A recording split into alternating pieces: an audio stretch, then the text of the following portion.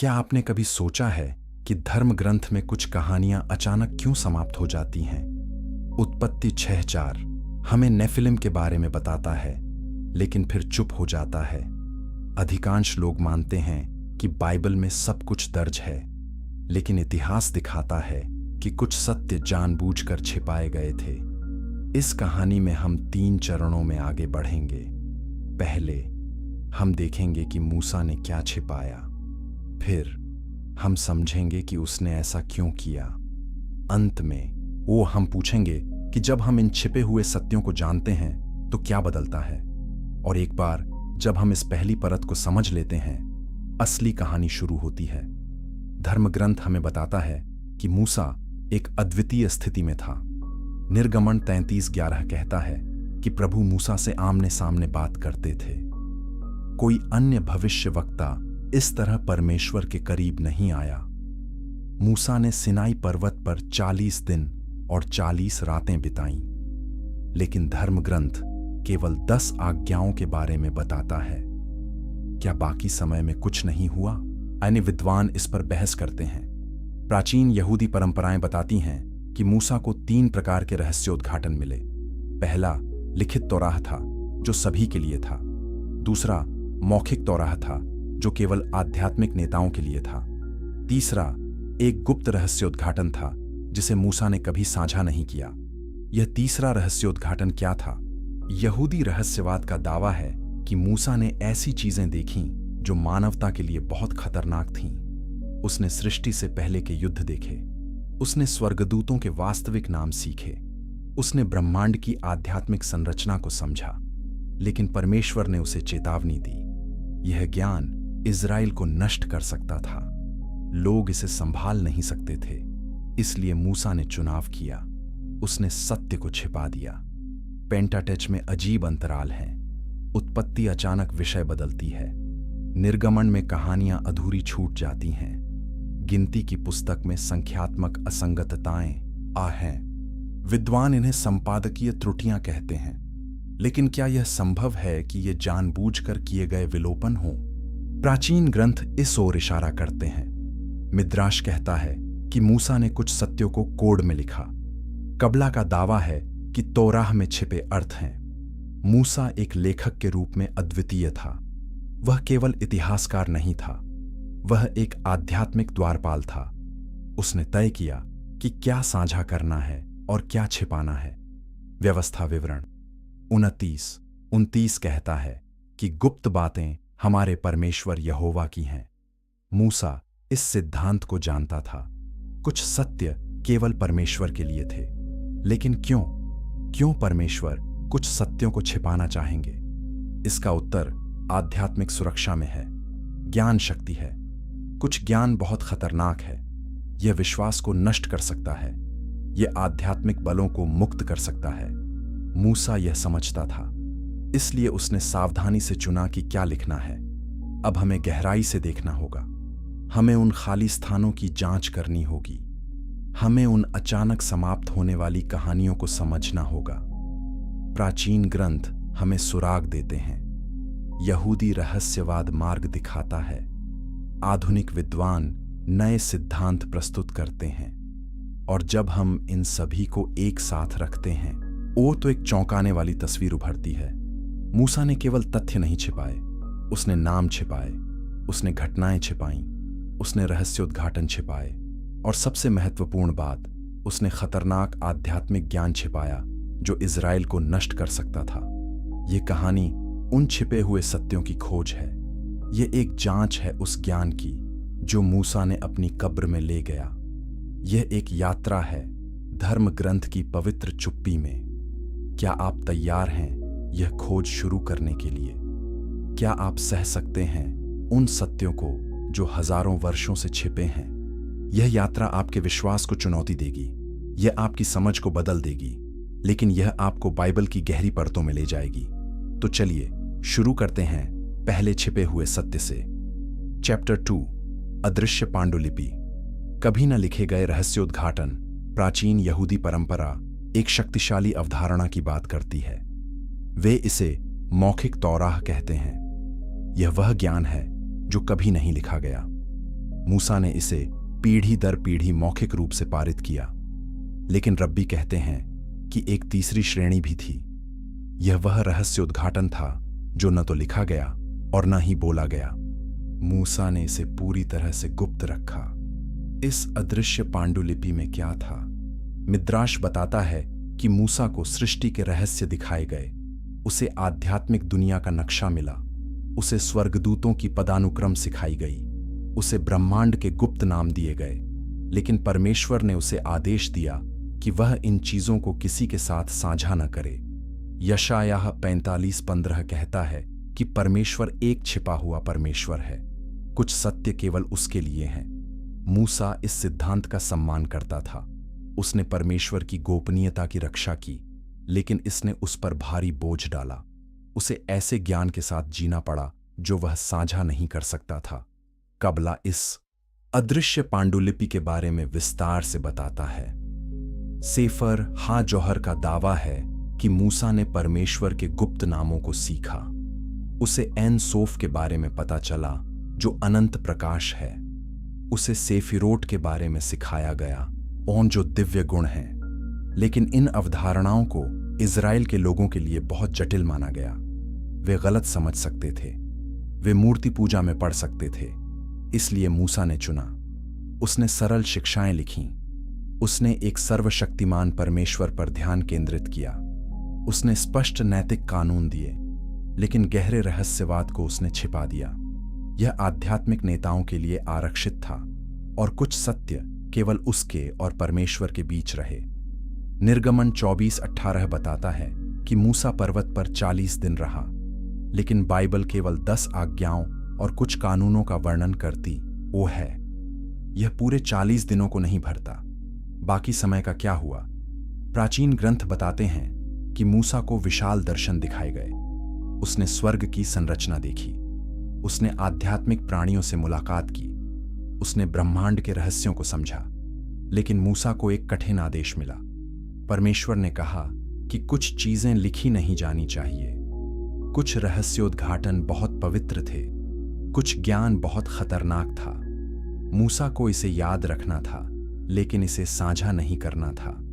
यह अदृश्य पांडुलिपि उसके दिमाग में ही रहनी थी। क्या आप कल्पना कर सकते हैं इस बोझ को? मूसा ने ब्रह्मांड के सबसे गहरे रहस्य जाने, लेकिन वह किसी को नहीं बता सकता था। उसे इस ज्ञान के साथ अकेले जीना पड़ा। यह एक आध्यात्मिक अलगाव था। यह एक मनोवैज्ञानिक बोझ था। 2 कुरिन्थियों 12:4 में पौलुस एक समान अनुभव का वर्णन करता है। वह कहता है कि उसने ऐसी बातें सुनी जो कहने योग्य नहीं हैं। कुछ रहस्योद्घाटन इतने पवित्र होते हैं कि उन्हें साझा नहीं किया जा सकता। मूसा ने इसे बहुत पहले अनुभव किया था। वह पहला व्यक्ति था जिसे इस तरह के गुप्त ज्ञान के साथ जीना पड़ा। और यह ज्ञान क्या था? कबला कुछ सुराग देता है। वह कहता है कि मूसा ने सृष्टि के फार्मूले सीखे। उसे पता चला कि परमेश्वर ने दुनिया कैसे बनाई। उसे आध्यात्मिक दुनिया का भूगोल सिखाया गया। उसे स्वर्गदूतों और राक्षसों के बीच युद्ध के बारे में बताया गया। लेकिन ये सब अदृश्य पांडुलिपि का हिस्सा बने रहे। कुछ विद्वान सवाल करते हैं कि क्या यह पांडुलिपि वास्तव में अदृश्य है? वे तर्क देते हैं कि मूसा ने इसे कोड में लिखा होगा।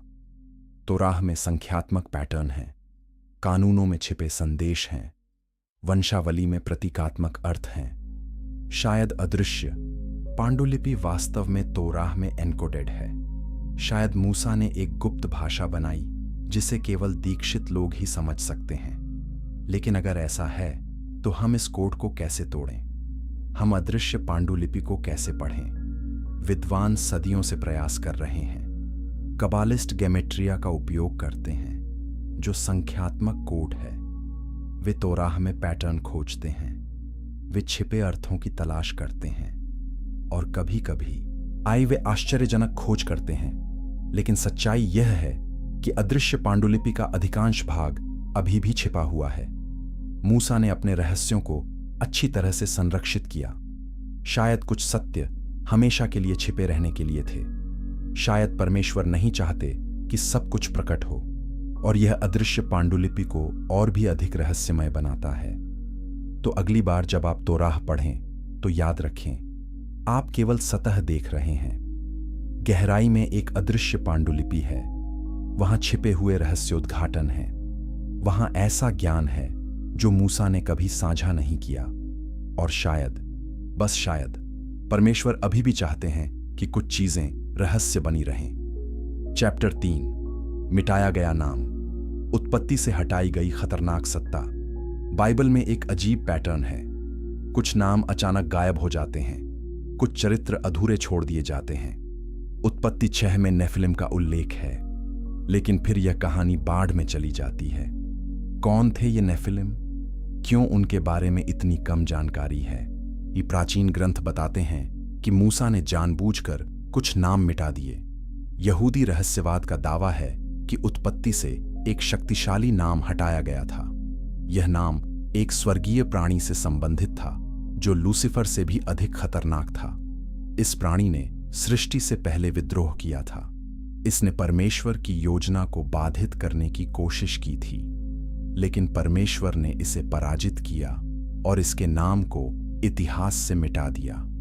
क्यों मूसा ने इस नाम को छिपाया? क्योंकि नाम में शक्ति होती है। प्राचीन संस्कृतियों में आदि किसी का नाम जानने का मतलब था उस पर शक्ति रखना। यदि लोग इस पराजित प्राणी का नाम जानते तो वे इसे बुला सकते थे, वे इसकी पूजा कर सकते थे, वे इसकी शक्ति का दुरुपयोग कर सकते थे। इसीलिए मूसा ने नाम को पूरी तरह से हटा दिया।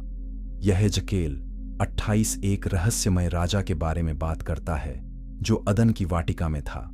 कुछ विद्वान मानते हैं कि यह मिटाए गए प्राणी का संदर्भ है।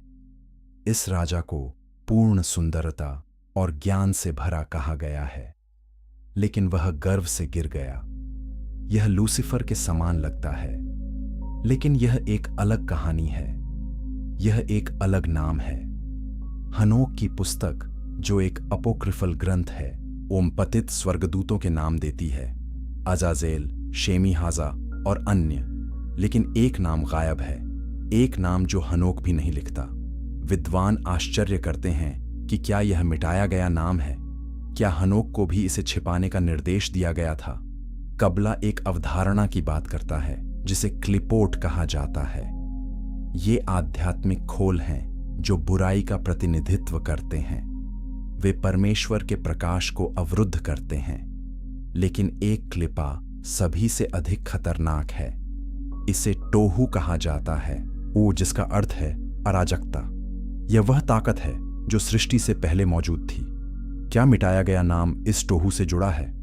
उत्पत्ति 1:2 कहता है कि पृथ्वी तोहू वाबोहू थी, जिसका अर्थ है निराकार और रिक्त। लेकिन यह केवल एक विवरण नहीं है, यह एक आध्यात्मिक स्थिति है।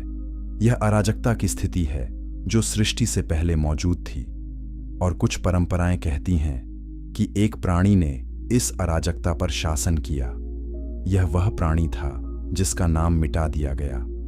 क्यों यह नाम इतना खतरनाक था? क्योंकि यह अराजकता को वापस बुला सकता था। यह सृष्टि को पूर्ववत कर सकता था। यह ब्रह्मांड को फिर से तोहू वा बोहू में बदल सकता था। मूसा इस खतरे को समझता था, इसलिए उसने नाम को इतिहास से मिटा दिया। उसने यह सुनिश्चित किया कि कोई भी इसे दोबारा नहीं बोल सके। लेकिन क्या यह नाम पूरी तरह से खो गया है? कुछ रहस्यवादी दावा करते हैं कि नाम अभी भी मौजूद है। यह गुप्त ग्रंथों में छिपा है। यह कबला की प्रतीकात्मक भाषा में एन्कोडेड है। लेकिन इसे खोजने के लिए बहुत खतरनाक है, क्योंकि जो इस नाम को बोलता है वह अराजकता को मुक्त कर सकता है। यशायाह 14 लूसीफर के पतन का वर्णन करता है। लेकिन कुछ विद्वान मानते हैं कि यह वास्तव में 2 कहानियों का मिश्रण है। एक लूसीफर की है, दूसरी मिटाए गए प्राणी की है। यशायाह सुबह का तारा के बारे में बात करता है जो स्वर्ग से गिरा, लेकिन वह पाताल की गहराइयों के बारे में भी बात करता है। क्या ये 2 अलग अलग स्थान हैं? 2 अलग अलग प्राणी हैं? मूसा ने नाम को मिटा दिया, लेकिन कहानी के संकेत छोड़े। उत्पत्ति में नेफिलिम का उल्लेख एक सुराग है। यहेजकेल में रहस्यमय राजा एक और सुराग है। यशायाह में सुबह का तारा तीसरा सुराग है। जब आप इन सभी को एक साथ रखते हैं तो एक तस्वीर उभरती है। एक ऐसे प्राणी की तस्वीर जो सृष्टि से पहले मौजूद था और जिसका नाम इतिहास से मिटा दिया गया। अब एक सवाल उठता है, क्या हमें इस नाम को जानना चाहिए? क्या हमें इसे खोजने की कोशिश करनी चाहिए? या क्या मूसा सही था इसे मिटाने में? शायद कुछ ज्ञान वास्तव में बहुत खतरनाक है। शायद कुछ नाम बोले नहीं जाने चाहिए, और शायद मिटाया गया नाम हमेशा के लिए छिपा रहना चाहिए। लेकिन कहानी यहीं समाप्त नहीं होती। अगले अध्याय में हम देखेंगे कि सिनाई पर्वत पर वास्तव में क्या हुआ। मूसा ने वहां क्या देखा, उसने क्या सुना, और क्यों उसने इसे धर्म ग्रंथ से छिपाया। तैयार रहिए एक और गहरे रहस्य के लिए। चैप्टर 4, सिनाई पर्वत की मुठभेड़। 40 दिनों की छिपी घटनाएं। निर्गमन 24:18 कहता है कि मूसा पर्वत पर 40 दिन और 40 रातें रहा, लेकिन बाइबल केवल 10 आज्ञाओं और कुछ कानूनों का वर्णन करती है। 40 दिन बहुत लंबा समय है। क्या मूसा बाकी समय बेकार बैठा रहा, या वहां कुछ और हुआ जिसे मूसा ने छिपाया? प्राचीन परंपराएं बताती हैं कि सिनाई पर्वत पर बहुत कुछ हुआ जो बाइबल में दर्ज नहीं है। यहूदी मिद्राश का दावा है कि मूसा को 7 स्वर्गों की यात्रा दिखाई गई। वह केवल पर्वत पर नहीं था, वह आध्यात्मिक दायरों में यात्रा कर रहा था। पहले स्वर्ग में उसने स्वर्गदूतों को देखा, दूसरे में उसने धर्मी आत्माओं को देखा, तीसरे में उसने दैत्यों को देखा जो पाप के लिए दंडित किए जा रहे थे। लेकिन चौथे, 5वें, 6ठे और 7वें स्वर्ग में क्या था? मिद्राश रहस्यमय हो जाता है। वह केवल इतना कहता है कि मूसा ने महान रहस्य देखे। 2 कुरिन्थियों 12:2-4 में पौलुस तीसरे स्वर्ग में जाने का वर्णन करता है। वह कहता है कि उसने ऐसी बातें सुनी जो कहने योग्य नहीं है। यदि पौलुस केवल तीसरे स्वर्ग में गया और फिर भी ऐसी अकथनीय बातें सुनी, तो मूसा ने 7वें स्वर्ग में क्या देखा? यह कल्पना से परे है। कबला सिनाई मुठभेड़ का विस्तृत विवरण देता है। वह कहता है कि मूसा को परमेश्वर के गुप्त नाम दिखाए गए। उसे टेट्राग्रामैटन यशूहा सिखाया गया, लेकिन उसे 72 अन्य नाम भी सिखाए गए। ये नाम सृष्टि की शक्तियां हैं। जो इन नामों को जानता है वह चमत्कार कर सकता है, लेकिन मूसा को चेतावनी दी गई कि वह इन नामों को सावधानी से इस्तेमाल करे। गलत उपयोग से विनाश हो सकता है। निर्गमन 33:20 में परमेश्वर कहते हैं कि कोई भी मनुष्य उन्हें देखकर जीवित नहीं रह सकता, लेकिन निर्गमन 33:11 कहता है कि परमेश्वर मूसा से आमने सामने बात करते थे। यह विरोधाभास कैसे संभव है? आप विद्वान बहस करते हैं। कुछ कहते हैं कि मूसा ने परमेश्वर को सीधे नहीं देखा, उसने केवल एक दृष्टि देखी। अन्य कहते हैं कि मूसा बदल गया था, वह अब साधारण मनुष्य नहीं था। निर्गमन 34:22 बताता है कि जब मूसा पर्वत से उतरा तो उसका चेहरा चमक रहा था। लोग उसे देखने से डरते थे। मूसा को अपने चेहरे पर पर्दा डालना पड़ा। यह चमक क्या थी? यह केवल शारीरिक नहीं थी, यह आध्यात्मिक थी। मूसा ने कुछ ऐसा देखा था जिसने उसे हमेशा के लिए बदल दिया। कबला कहता है कि मूसा को ओर एन सोफ दिखाया गया, जो अनंत प्रकाश है। यह परमेश्वर का शुद्ध सार है। कोई भी मनुष्य इसे सह नहीं सकता, लेकिन परमेश्वर ने मूसा को विशेष सुरक्षा दी। उसे थोड़े समय के लिए इस प्रकाश को देखने की अनुमति दी गई, और इस अनुभव ने उसे बदल दिया। लेकिन सिनाई पर्वत पर कुछ और भी हुआ। प्राचीन ग्रंथ बताते हैं कि मूसा ने स्वर्गदूतों से मुलाकात की। कुछ स्वर्गदूत उसका स्वागत करने आए, अन्य उसे चुनौती देने आए। वे नहीं चाहते थे कि एक मनुष्य को तोराह मिले। वे तर्क करते थे कि तोराह स्वर्ग का है, अन्न पृथ्वी का नहीं। लेकिन मूसा ने उन्हें हरा दिया। उसने साबित किया कि मनुष्यों को तोराह की आवश्यकता है। यह कहानी तलमूड में है, लेकिन बाइबल इसका उल्लेख नहीं करती। क्यों? क्योंकि यह लोगों को भ्रमित कर सकता था।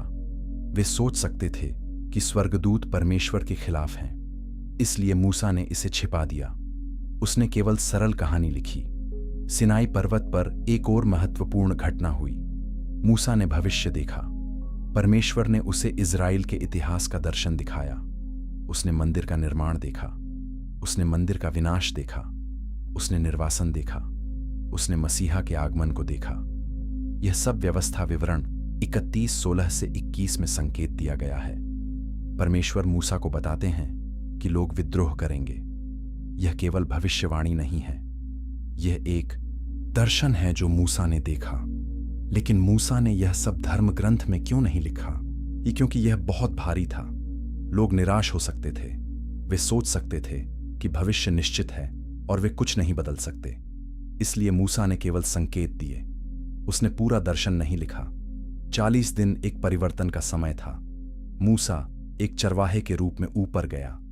वह एक भविष्यवक्ता के रूप में नीचे आया। वह एक साधारण मनुष्य के रूप में ऊपर गया। वह परमेश्वर के प्रतिनिधि के रूप में नीचे आया। लेकिन इस परिवर्तन की कीमत थी। मूसा को ऐसी चीजें देखनी पड़ीं जो कोई भी मनुष्य नहीं देखना चाहता।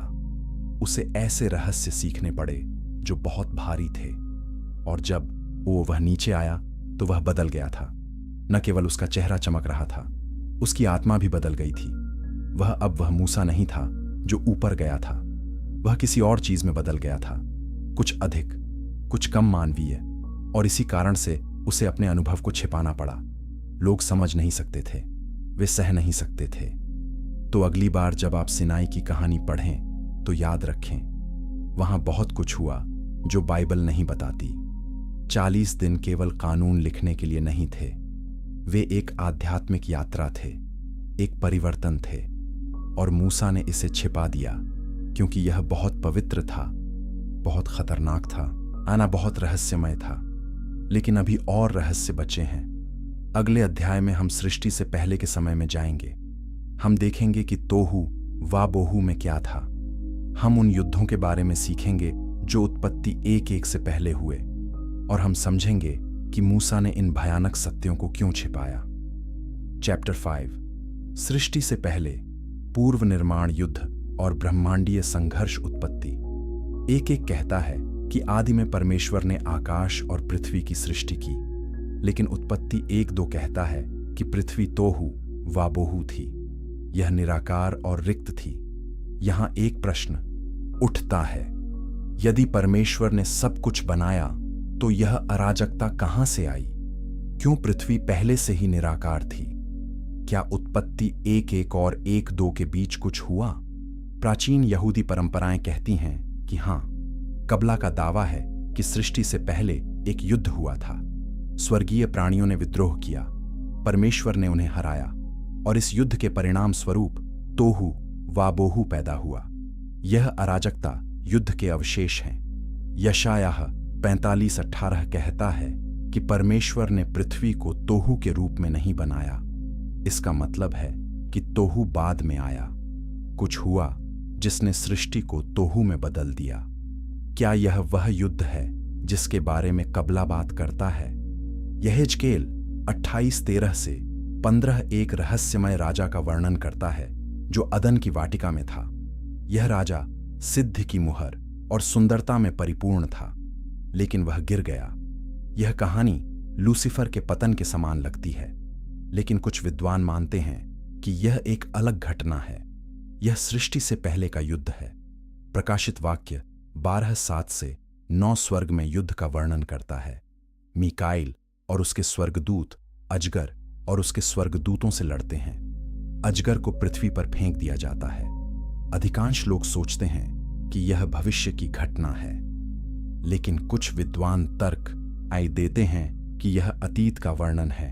यह सृष्टि से पहले का युद्ध है। यहूदा 1:6 उन स्वर्गदूतों के बारे में बात करता है जिन्होंने अपनी स्थिति नहीं रखी। वे अपने निवास स्थान से निकल गए। अब वे अंधकार में बंधे हैं। यह केवल लूसीफर के पतन का संदर्भ नहीं है, यह एक बड़े विद्रोह का संदर्भ है। एक ऐसा विद्रोह जो सृष्टि से पहले हुआ था। 2 पतरस 2:4 इसी घटना का उल्लेख करता है। यह कहता है कि परमेश्वर ने पाप करने वाले स्वर्गदूतों को नहीं बख्शा, उन्हें नरक में डाल दिया गया। वे अंधकार में बंधे हैं। ये स्वर्गदूत कौन थे? क्या वे तोहू वा बोहू के लिए जिम्मेदार थे? कबला कहता है कि पहले सृष्टि से पहले एक दुनिया थी। इसे ओलम हा टोहू कहा जाता है, आन जो अराजकता की दुनिया है। इस दुनिया में प्राणी रहते थे, लेकिन ये प्राणी विद्रोह कर गए। परमेश्वर ने उस दुनिया को नष्ट कर दिया और फिर उन्होंने वर्तमान दुनिया बनाई।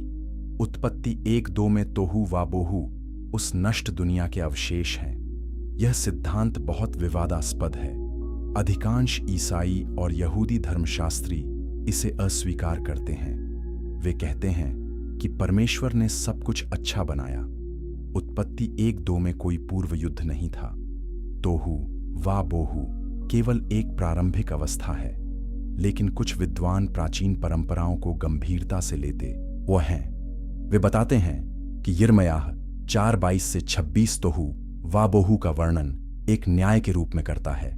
यिर्मयाह कहता है कि उसने पृथ्वी को देखा और यह तोहू वाबोहू था। कोई मनुष्य नहीं था, पक्षी उड़ गए थे, शहर टूट गए थे। यह केवल प्रारंभिक अवस्था नहीं है, यह विनाश है। तो क्या उत्पत्ति 1-2 में तोहू वाबोहू भी विनाश का परिणाम है? क्या वहां एक युद्ध हुआ था? और यदि हां, तो मूसा ने इसे क्यों नहीं लिखा? क्योंकि यह बहुत डरावना था। यह लोगों को भयभीत कर सकता था। वे सोच सकते थे कि परमेश्वर एक युद्ध में फंसे हैं। इसीलिए मूसा ने सरल कहानी लिखी। उसने सृष्टि को शांतिपूर्ण तरीके से प्रस्तुत किया, लेकिन संकेत हैं। उत्पत्ति 1-2 में परमेश्वर का आत्मा जल के ऊपर मंडरा रहा था।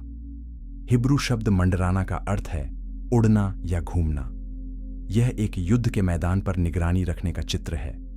परमेश्वर का आत्मा अराजकता पर नजर रख रहा है।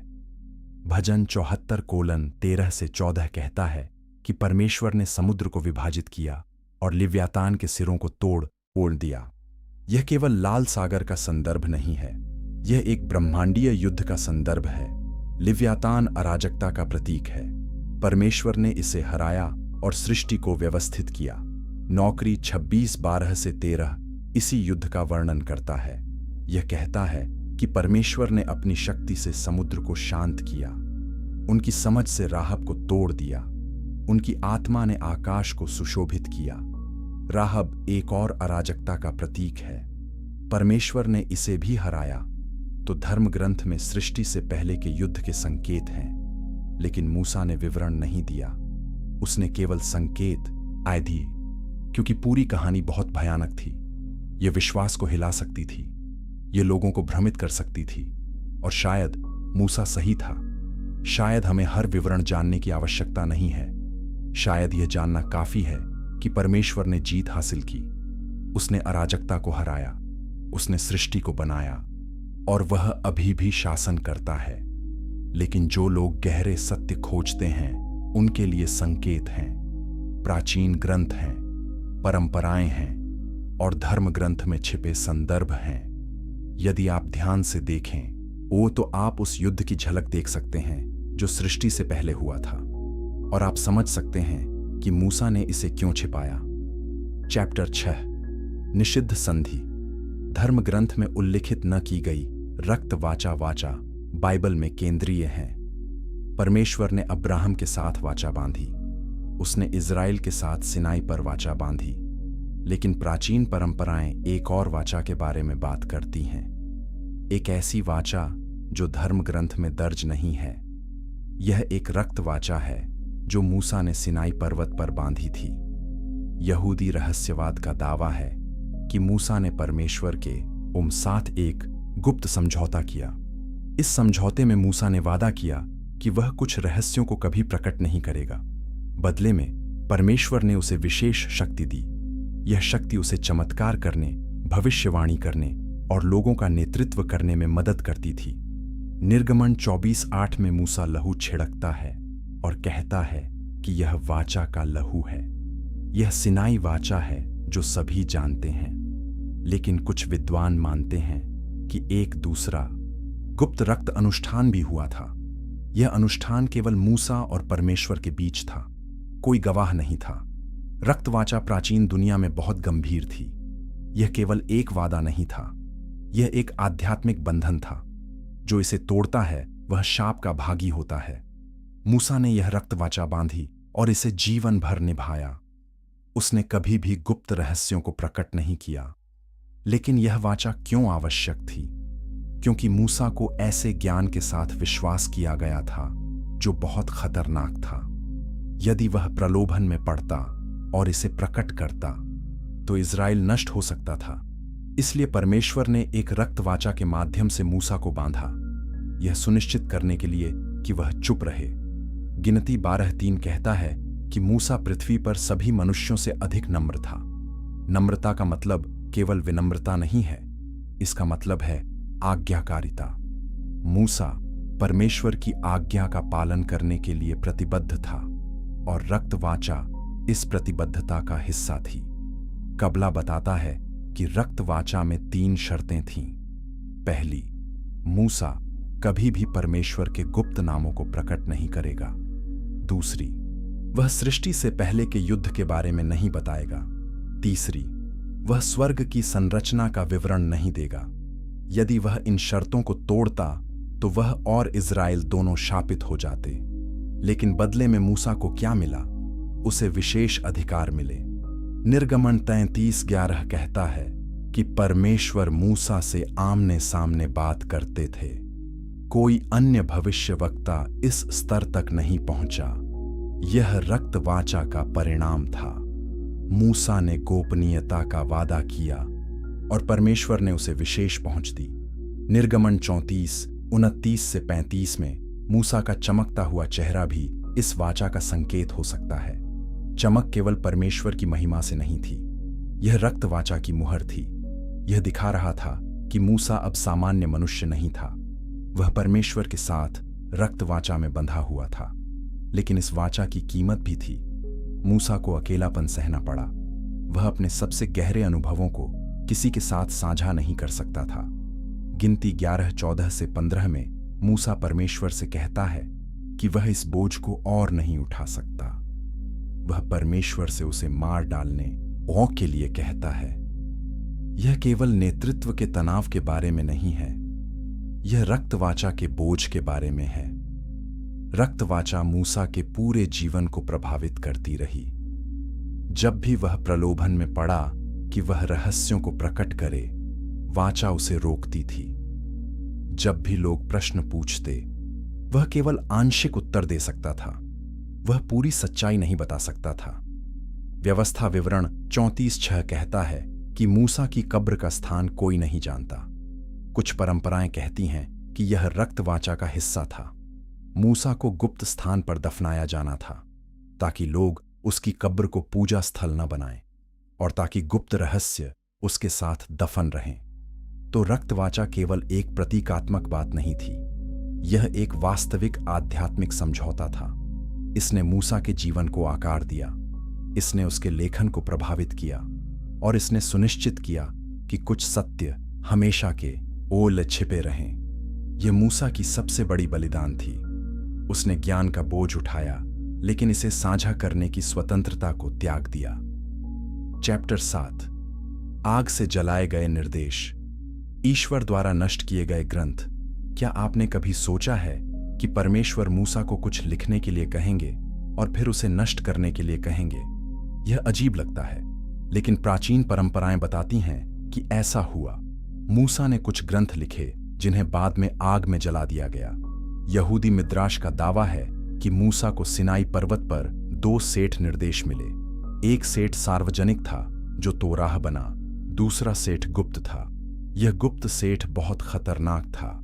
इसमें ऐसी शिक्षाएं थीं जो लोगों को नुकसान पहुंचा सकती थीं। इसलिए परमेश्वर ने मूसा को इसे लिखने के लिए कहा, इसे पढ़ने के लिए कहा, इसे याद रखने के लिए कहा और फिर इसे जलाने के लिए कहा। क्यों परमेश्वर ऐसा करेंगे? क्योंकि मूसा को इस ज्ञान को समझने की आवश्यकता थी, लेकिन इसे लिखित रूप में नहीं रखा जा सकता था। यदि यह ग्रंथ बच जाता तो भविष्य की पीढ़ियां इसे गलत समझ सकती थीं, वे इसका दुरुपयोग कर सकती थीं। इसलिए परमेश्वर ने सुनिश्चित किया कि यह केवल मूसा के दिमाग में रहे।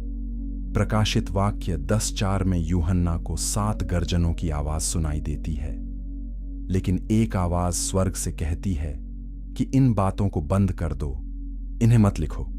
यह समान सिद्धांत है। कुछ रहस्योद्घाटन बहुत पवित्र हैं या बहुत खतरनाक हैं लिखने के लिए। मूसा ने यही अनुभव पहले किया था। जलाए गए ग्रंथ में क्या था? कबला कुछ सुराग देता है। 1, इसमें स्वर्गदूतों के वास्तविक नाम थे। 2, इसमें राक्षसों को बुलाने और बांधने के फार्मूले थे। 3, इसमें सृष्टि के गुप्त तरीके थे। 4, इसमें भविष्य की भविष्यवाणियां थीं जो बहुत विनाशकारी थीं। यदि ये बातें सही हैं तो आप समझ सकते हैं कि परमेश्वर ने इन्हें क्यों नष्ट करवाया। स्वर्गदूतों के नाम जानना खतरनाक है। लोग उन्हें पूजने लग सकते हैं। राक्षसों के फार्मूले और भी खतरनाक हैं। लोग काले जादू में पड़ सकते हैं। सृष्टि के तरीके मनुष्यों को बहुत अधिक शक्ति दे सकते हैं और विनाशकारी भविष्यवाणियां लोगों को निराश कर सकती हैं। तो मूसा ने आज्ञा का पालन किया। उसने ग्रंथ लिखा, इसे पढ़ा, इसे याद किया और फिर इसे जलाया। निर्गमन 32:20 में मूसा सुनहरे बछड़े को जलाता है। यह केवल मूर्ति का विनाश नहीं है, यह एक प्रतीक है। मूसा जानता था कि कैसे गलत चीजों को नष्ट करना है। उसने पहले भी किया था जब उसने गुप्त ग्रंथ जलाया था। लेकिन क्या मूसा ने वास्तव में सब कुछ भूल दिया या उसने कुछ याद रखा? संभवतः उसने याद रखा, लेकिन उसने कभी इसे साझा नहीं किया। रक्तवाचा उसे रोकती थी और ज्ञान का बोझ उस पर भारी था। कुछ विद्वान मानते हैं कि मूसा ने जलाए गए ग्रंथ के कुछ हिस्सों को तौराह में एनकोड किया। उदाहरण के लिए, संख्याओं की पुस्तक में अजीब संख्यात्मक पैटर्न है। लेव्य व्यवस्था में रहस्यमय अनुष्ठान है। शायद ये गुप्त ग्रंथ के संकेत हैं। शायद मूसा ने एक कोड बनाया ताकि भविष्य की पीढ़ियां इसे खोज सकें। लेकिन अधिकांश विद्वान इस विचार को अस्वीकार करते हैं। वे कहते हैं कि यदि परमेश्वर ने मूसा को ग्रंथ जलाने के लिए कहा, तो उसने इसे एनकोड भी नहीं किया होगा। मूसा आज्ञाकारी था। वह परमेश्वर की इच्छा का सम्मान करता था। तो जलाया गया ग्रंथ हमेशा के लिए खो गया है। हम कभी नहीं जान सकते कि इसमें क्या था। हम केवल अनुमान लगा सकते हैं और शायद यह अच्छा है। शायद कुछ ज्ञान वास्तव में बहुत खतरनाक है। शायद परमेश्वर जानते थे कि मानवता इसे संभाल नहीं सकती। यह हमें एक महत्वपूर्ण सबक सिखाता है।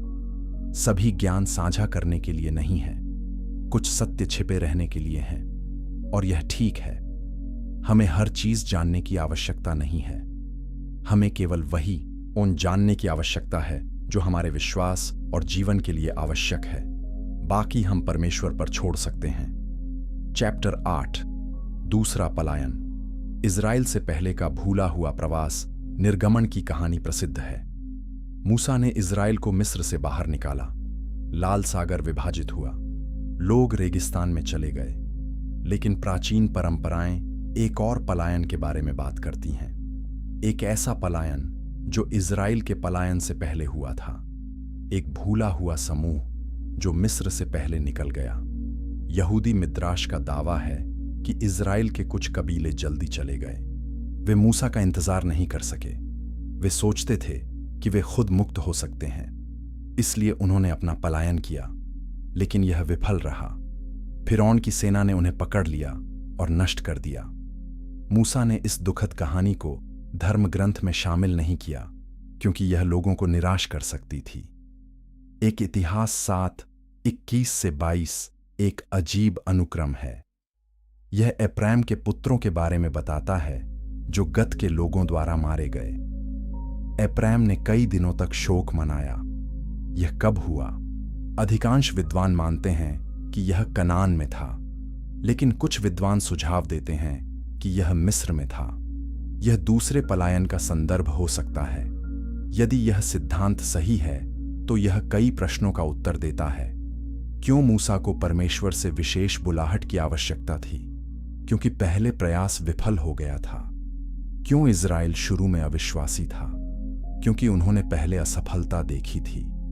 क्यों परमेश्वर ने इतने चमत्कार किए ताकि इस बार सफलता सुनिश्चित हो? निर्गमन 13 सत्र कहता है कि परमेश्वर ने इजराइल को पलिश्तियों की भूमि के रास्ते से नहीं ले गया क्योंकि वह रास्ता छोटा था लेकिन खतरनाक। लोग युद्ध देखकर डर सकते थे और मिस्र लौट सकते थे, लेकिन यह केवल भविष्य के युद्ध के बारे में नहीं है। यह अतीत की असफलता के बारे में भी हो सकता है। शायद पहला समूह उसी रास्ते गया और नष्ट हो गया। भजन 78:9 से 11 एफ्राइम के पुत्रों का उल्लेख करता है, जिन्होंने युद्ध के दिन पीछे हट गए। वे परमेश्वर की वाचा को नहीं रखे, वे उसके आश्चर्य कर्मों को भूल गए। यह संदर्भ रहस्यमय है। कौन सा युद्ध, कौन से आश्चर्य कर्म? शायद यह दूसरे पलायन का संदर्भ है। मूसा ने इस कहानी को क्यों नहीं लिखा? क्योंकि यह असफलता की कहानी थी। यह लोगों को दोष और शर्म से भर सकती थी। यह उनके विश्वास को कमजोर कर सकती थी। इसलिए मूसा ने फैसला किया कि इसे छोड़ना बेहतर है। उसने केवल सफल पलायन की कहानी लिखी, लेकिन संकेत बचे रहे। एक इतिहास में रहस्यमय वाक्यांश, भजन में अजीब संदर्भ और यहूदी परंपरा में कहानियां, ये सब दूसरे पलायन की ओर इशारा करते हैं। एक ऐसा पलायन जो विफल रहा, एक ऐसा समूह जो खो गया।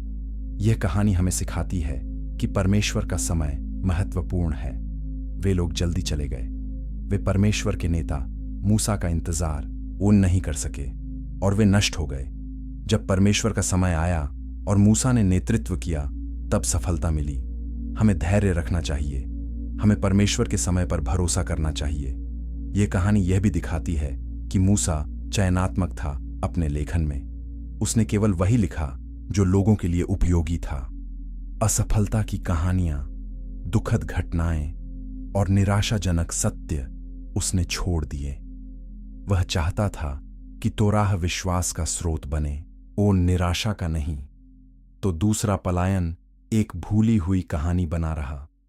लेकिन यह मूसा के छिपे हुए सत्यों का एक और उदाहरण है। वह सब कुछ नहीं बताता था। वह सावधानी से चुनता था कि क्या साझा करना है, और इस मामले में उसने एक दुखद असफलता को छिपाया ताकि भविष्य की सफलता पर ध्यान केंद्रित हो सके। चैप्टर 9, भविष्यवक्ता का बोझ। मूसा की आध्यात्मिक पीड़ा। मूसा को अक्सर एक शक्तिशाली नेता के रूप में चित्रित किया जाता है, लेकिन बाइबल उसके संघर्षों को भी दिखाती है।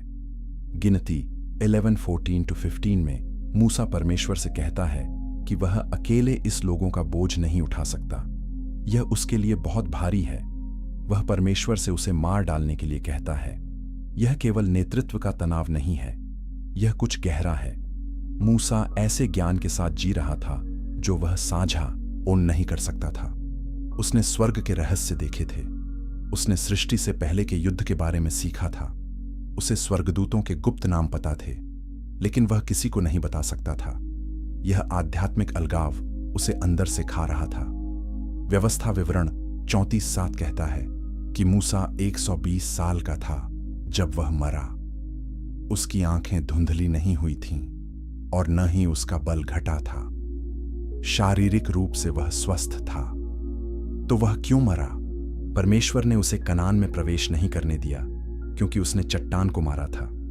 लेकिन कुछ विद्वान मानते हैं कि एक गहरा कारण था। मूसा आध्यात्मिक रूप से थक गया था। उसका बोझ बहुत भारी था। वह आराम चाहता था। भजन 90 को मूसा की प्रार्थना कहा जाता है। यह जीवन की क्षण भंगुरता के बारे में बात करता है। हमारे वर्ष विलाप के साथ समाप्त होते हैं। हमारे दिनों का योग 70 वर्ष है, या यदि बल हो तो 80 वर्ष। यह एक थके हुए व्यक्ति की प्रार्थना है, एक व्यक्ति जो जीवन के बोझ से दबा हुआ है। मूसा ने यह प्रार्थना अपने आध्यात्मिक थकान के समय लिखी होगी। मूसा का सबसे बड़ा बोझ अकेलापन था। निर्गमन 33:11 कहता है कि परमेश्वर मूसा से आमने सामने बात करते थे, लेकिन कोई अन्य मनुष्य इस स्तर पर नहीं था। मूसा के पास कोई समकक्ष नहीं था, कोई मित्र नहीं था जिससे वह अपने गहरे अनुभव साझा कर सके। वह आध्यात्मिक रूप से अकेला था। गिनती 12 में मिरियम और हारून मूसा के खिलाफ विद्रोह करते हैं। वे उसकी अद्वितीय स्थिति से ईर्ष्या करते हैं, लेकिन वे नहीं समझते कि यह स्थिति कितनी दर्दनाक है। मूसा अपने भाई बहनों के साथ भी अपने रहस्यों को साझा नहीं कर सकता। वह अकेला है। निर्गमन 34 29 से 35 में मूसा को अपने चमकते चेहरे पर पर्दा डालना पड़ता है। लोग उसे देखने से डरते हैं। यह पर्दा केवल शारीरिक नहीं है, यह प्रतीकात्मक भी है। मूसा को अपने वास्तविक स्वरूप को छिपाना पड़ता है। वह अपने आध्यात्मिक अनुभवों को ढकना पड़ता है। वह सामान्य नहीं दिख सकता क्योंकि वह सामान्य नहीं है। यह निरंतर छिपाव मनोवैज्ञानिक रूप ओक से थका देने वाला था। मूसा को हमेशा सावधान रहना पड़ता था। वह क्या कहता है, वह क्या प्रकट करता है, वह कितना साझा करता है। हर बातचीत एक संतुलन कार्य थी और यह 40 वर्षों तक चला। रेगिस्तान में 40 वर्ष निरंतर सतर्कता का। मूसा का बोझ उसके लेखन में भी दिखता है। व्यवस्था विवरण में उसका स्वर बदल जाता है। वह अधिक व्यक्तिगत, अधिक चिंतनशील हो जाता है। वह लोगों को बार बार चेतावनी देता है। वह उन्हें परमेश्वर के प्रति वफादार रहने के लिए विनती करता है। यह एक थके हुए पिता का स्वर है जो अपने बच्चों के भविष्य के लिए चिंतित है। व्यवस्था विवरण 31-27 में मूसा कहता है कि वह जानता है कि लोग विद्रोही हैं। वह जानता है कि वह मरने के बाद वे परमेश्वर से दूर हो जाएंगे। यह ज्ञान उसे और अधिक दुख देता है। उसने 40 वर्ष इन लोगों के साथ बिताए, लेकिन वह जानता है कि यह पर्याप्त नहीं है। वे फिर भी विफल होंगे, लेकिन मूसा हार नहीं मानता। व्यवस्था विवरण 32 में वह एक गीत लिखता है। यह गीत एक गवाही है। यह भविष्य की पीढ़ियों को परमेश्वर की वफादारी और इज़राइल के विद्रोह के बारे में याद दिलाने के लिए है। मूसा चाहता है कि उसकी आवाज उसके मरने के बाद भी बनी रहे। वह चाहता है कि उसका संदेश जारी रहे। व्यवस्था विवरण 34:1-4 में परमेश्वर मूसा को नबो पर्वत पर ले जाते हैं। वहां से मूसा कनान को देखता है। वह उस भूमि को देखता है जिसे वह कभी प्राप्त नहीं कर सकता। यह एक दर्दनाक क्षण है, लेकिन मूसा स्वीकार करता है। वह जानता है कि परमेश्वर की योजना उसकी इच्छा से बड़ी है। और फिर मूसा मर जाता है। व्यवस्था विवरण 34:5 कहता है कि वह परमेश्वर के मुंह के अनुसार मरा।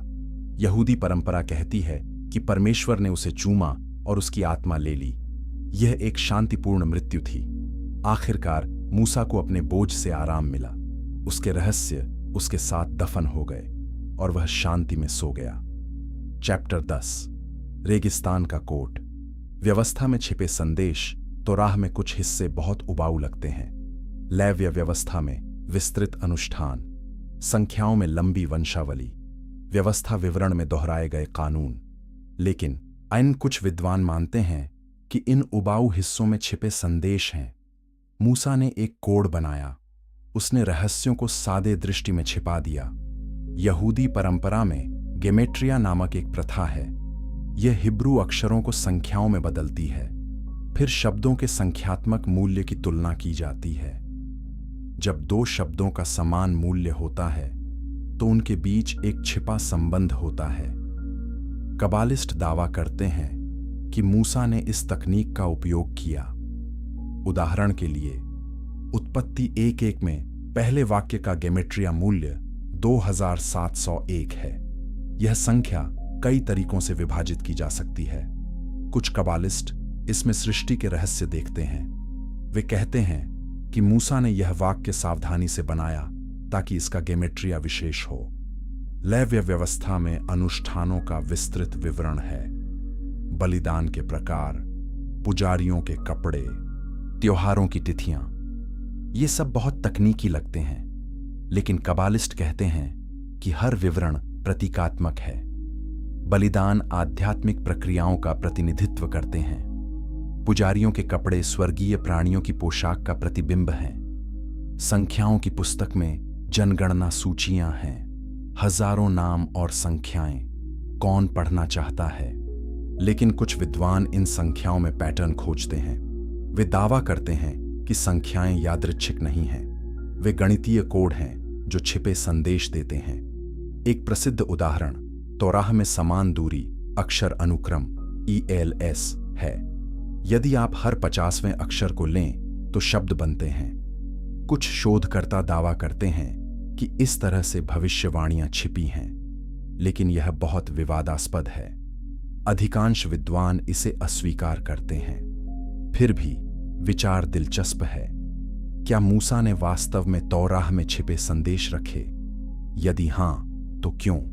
शायद वह चाहता था कि भविष्य की पीढ़ियां खोजें। शायद वह चाहता था कि केवल समर्पित विद्वान ही इन रहस्यों को खोलें। व्यवस्था विवरण में कुछ अजीब दोहराव हैं। मूसा पहले ही 10 आज्ञाएं दे चुका है, लेकिन वह उन्हें फिर से दोहराता है। वह कानूनों को फिर से बताता है। क्यों?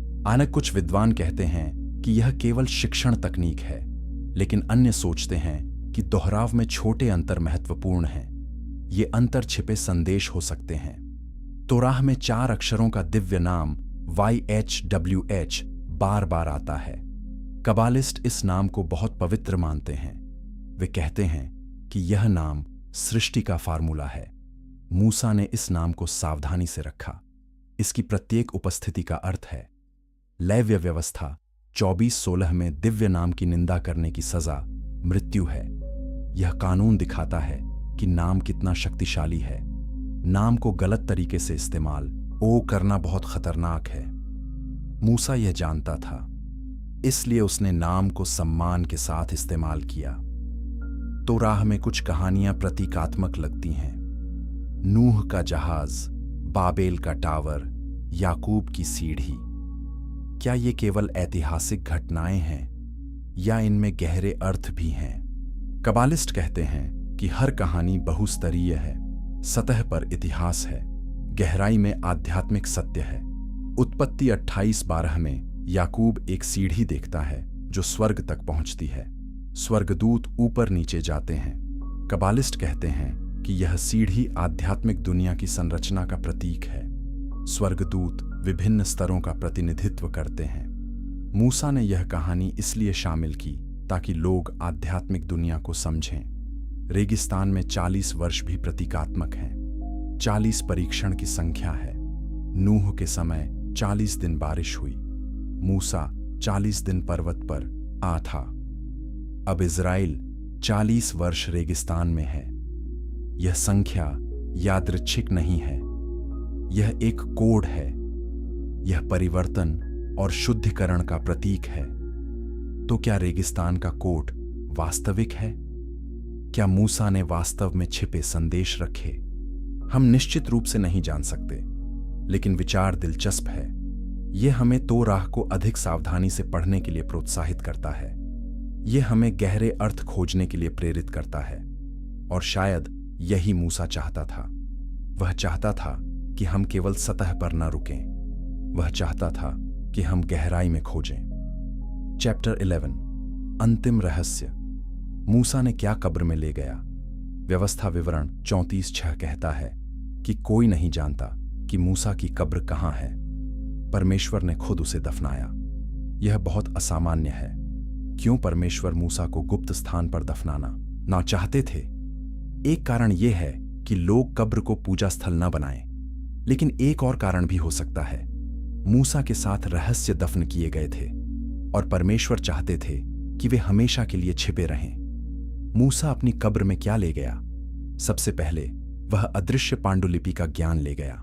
वे रहस्योद्घाटन जो कभी नहीं लिखे गए, सृष्टि के फार्मूले, स्वर्गदूतों के नाम, आध्यात्मिक दुनिया का नक्शा, ये सब मूसा के दिमाग में थे। और जब वह मरा, वे उसके साथ चले गए। दूसरा, मूसा मिटाए गए नाम का ज्ञान ले गया। वह खतरनाक प्राणी जिसका उल्लेख उत्पत्ति से हटाया गया। मूसा जानता था कि यह नाम क्या था, लेकिन उसने कभी इसे बोला नहीं, और अब यह हमेशा के लिए खो गया है। तीसरा, मूसा सिनाई पर्वत पर हुई छिपी घटनाओं का विवरण ले गया। वे 40 दिन और 40 रातें जिनके बारे में बाइबल नहीं बताती। मूसा ने स्वर्ग की यात्रा की। उसने स्वर्गदूतों से मुलाकात की। उसने महान रहस्य देखे, लेकिन उसने इनके बारे में कभी नहीं लिखा, और अब हम कभी नहीं जान सकते। चौथा, मूसा सृष्टि से पहले के युद्ध का पूरा विवरण ले गया।